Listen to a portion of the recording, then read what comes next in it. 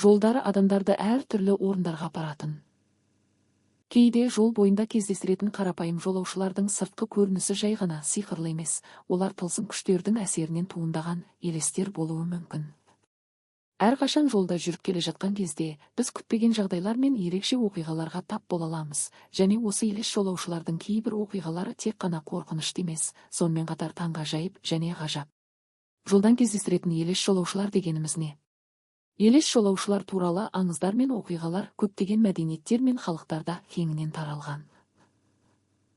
Құрметті көрермен, мен Керемет ТВ арнасын қайта қолға алып жатырмын. Бұрынғы белсенділікке жетуім үшін сенің көмегің керек. Осы видеоға лайк басып, пікірге кез келген сөз жазып кетсең үлкен көмек болар еді.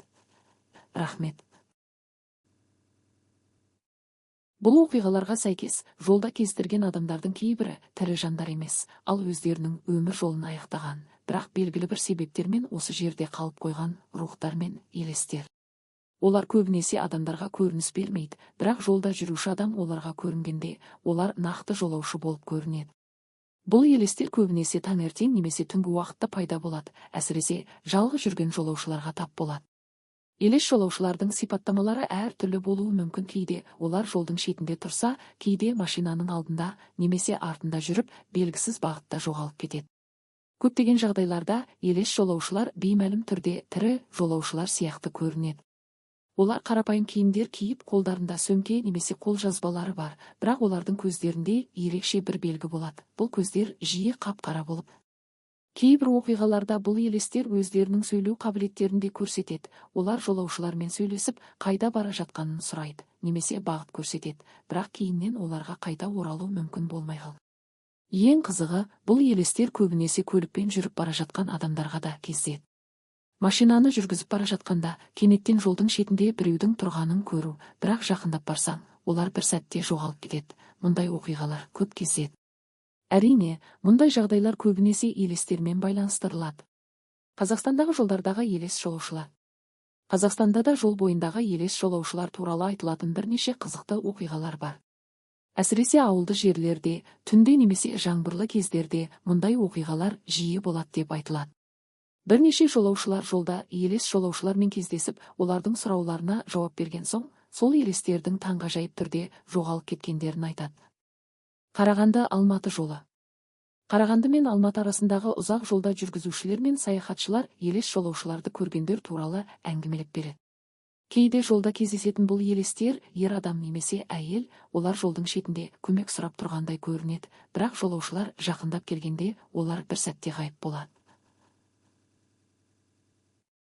Бұл елестердің көпшілігі көлікті тоқтатып көмек сұрайтын сияқты, бірақ жақындаған кезде олар белгісіз жолмен жоғалып кетеді.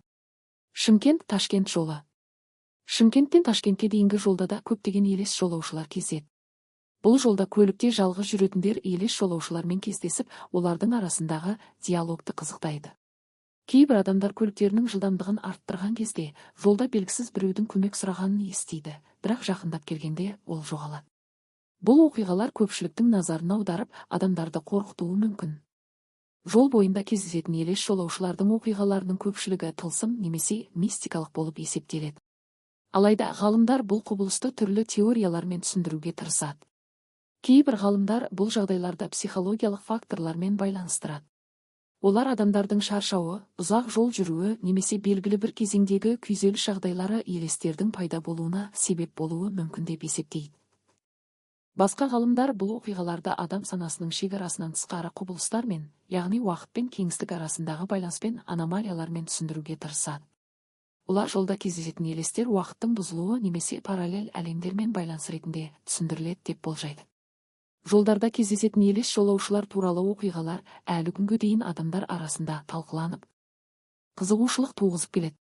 Тірі жандардың көзіне көрінетін елестердің мәні мен себебі белгісіз, бірақ олардың тылсымды қасиеттері мен қорқынышты бейнелері көптеген адамдарды таңғалдырады. Осы орайда елес жолаушылар жайлы оқиғалар мен аңыздар еліміздің тарихымен, мәдениетімен және адамдардың сенімдерімен тығыз байланысты болып қала береді.